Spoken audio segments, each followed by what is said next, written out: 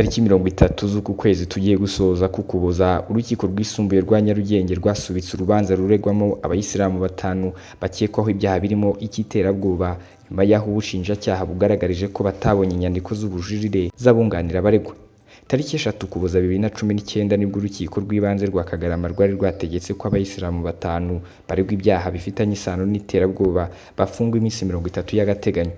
Abaregwa ni Rumanzi Amran, Nizeyimana Yazid, Kabendera Abdallah, Uwimana Justin Omar ndetse na Rurangwa Ibrahim.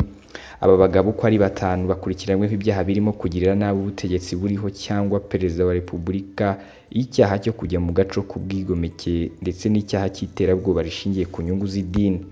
Urukiko rw'ibanze rwa Kagarama rwavuze ko ibi byaha byose aba bagabo babikoze ubwo bari mu mutwe witwa Hizbu ut Tahrir binjiyemo mu 2012 nyuma y'ubushakashatsi bw'uwitwa Rumanzi Amran yakoze agatangira kurishishikariza abandi byose bigamije gufata ubutegetsi binyuze mu biganiro. Rwavuze ko bose biyemereye ko bateraniye mu ngo zabo ubwabo bari gukora ubushakashatsi kuri iryo shyaka riharanira kwibohora, banariganiraho nta ruhushya rw'ubuyobozi bwa leta cyangwa ubw'idini ya Islam. Nyuma yo gufata umwanzuro ko bafungwa iminsi 30 bakaburana bafunzwe, bahise bajurira mu rukiko rwisumbuye rwa Nyarugenge. Abaregwa bo biregura bavuga ko batari muri uyu mutwe, ko ndetse nta nama bakoze, ko ibyo bakoze ari ibyicaro byiga ku idini ya Islam. Bakavuga ko ngo izo nyigisho zari zo muri Quran. Kuri uyu wa mbere mu rukiko habonetse abagabo 4 nyuma y'aho umwe muri bo witwa Rurangwa Ibrahim atigeze ajurira.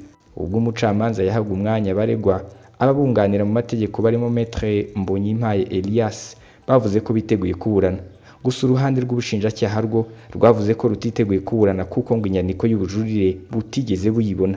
Abunganira abaregwa bo bavuze ko ubushinjacyaha burimo gushaka gutinza urubanza kuko ngo inyandiko y'ubujurire bayishyize mu ikoranabuhanga ari ryo mu gifaransa bita system bose bahuriraho. Tariki 10 Ukuboza muri uyu mwaka bivuze ko imazemo iminsi 20 yose. Nyuma y'akanya gato umucamanza yemeje ko iriburanisha ku ifunga n'ifungurwa rishyizwe tariki 7 Mutarama 2020 saa 2 za mu gitondo. Abantu 5 batawe muri yombi, bamwe muri Nyakanga abandi muri Kanama uyu mwaka. 4 muri bo batuye mu karere ka Kicukiro mu gihe undi we atuye mu karere ka Bugesera. Simeon Stizo Muhumuza, One Nation Radio, i Kigali.